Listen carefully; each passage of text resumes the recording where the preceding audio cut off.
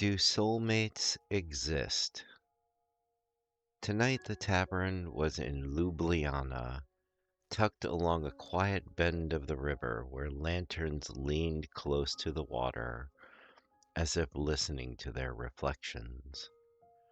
Outside, the city moved with a gentleness earned over centuries, bridges holding steady, footsteps unhurried, conversations softened by night air. Inside, the tavern was stone and wood and warmth that didn't ask questions.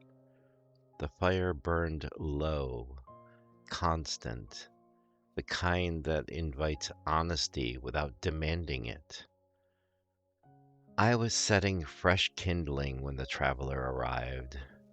She paused just inside the door, not unsure but thoughtful, as if she'd been carrying a question for a long time and wanted to be certain it was welcome before setting it down. Alex looked up from his seat near the hearth and offered a small nod, then returned to his cup. She sat across from me, hands folded, loosely this time. Do soulmates exist? She asked. Or is that just a story people tell when they're afraid of being alone? The fire shifted softly. That depends, I said, on what you think a soulmate is supposed to do. She tilted her head. Find you, complete you, and stay no matter what. Outside, the river slid past stone walls, steady and unconcerned. That's a heavy job for another human, I replied. She smiled faintly. And that's what worries me. Alex added gently, stories often promise certainty where life only offers choice. She exhaled. I've been waiting to recognize someone, like there would be a moment, a click, something undeniable. And if it hasn't come, I asked. Then I wonder if I missed it, she said, or if something's wrong with me. Let me tell you what I've seen, I said. People don't meet soulmates, they become them, slowly. Her eyes stayed on me.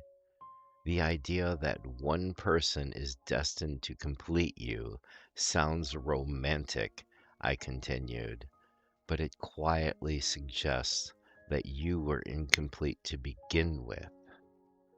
Alex nodded.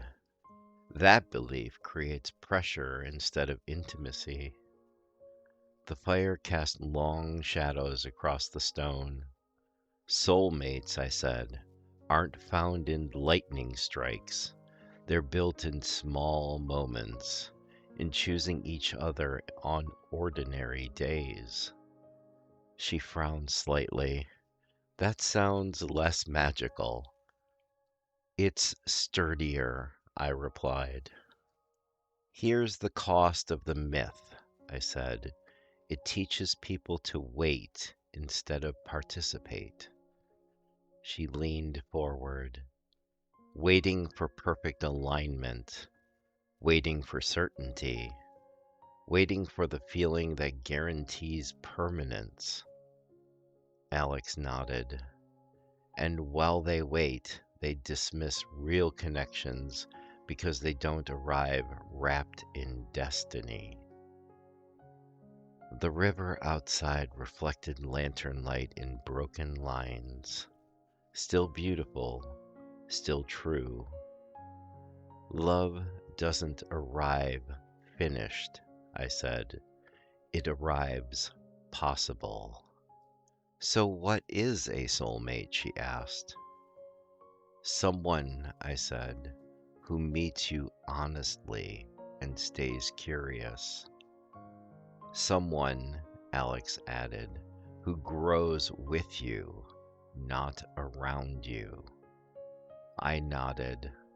A soulmate isn't someone who never leaves, it's someone who chooses repair over escape. She swallowed. That sounds work-like.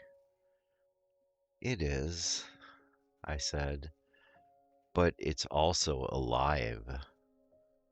The fire crackled softly. Intensity fades, I continued. Compatibility evolves. Commitment deepens. She stared into the flames. I think I've been chasing the feeling instead of the practice. Most people who believe strongly in soulmates, I said, are afraid of choosing wrong. She looked up. Destiny removes responsibility, I continued. If it's meant to be, it will work. If it fails, it wasn't the one. Alex nodded. Choice is riskier than fate, but it's also real. So love isn't something that happens to you? She asked. No, I said gently. It's something you participate in. Outside, the river kept moving, never dramatic, never still. Maybe the better question, I said, isn't do soulmates exist? She waited. But can two people choose each other deeply enough to become one another's safe place? Alex smiled faintly. That happens more often than you think. Her shoulders eased. That feels more hopeful. It should. Hope built on choice lasts longer than hope built on fate. I don't want to stop believing in something special, she said. And you don't have to, I replied. Just stop believing it has to arrive fully formed. The fire burned steady. Magic, I said, often looks like consistency from the outside. She smiled, this time without hesitation. If you're listening, you don't need a perfect match to have meaningful love. You don't need destiny to justify choosing someone. And connection deepens through presence, not prediction. Love grows where attention stays. The traveler lingered by the fire, watching it shift and settle. Alex refilled her mug, the steam curling upward like thought finally allowed to finish. Outside, Ljubljana rested along the river, bridges steady, reflections imperfect, water always moving forward. When she stood to leave, she didn't look like someone waiting to be found. She looked like someone ready to choose. The tavern remained behind her, warm and unhurried. My friend, the lanterns will remain lit and the fire will be warm, even when the door closes behind you. Return whenever the road feels heavy or when your heart seeks quiet company. Carry what serves you, leave the rest by the hearth, and know that this place and these words will wait patiently for you.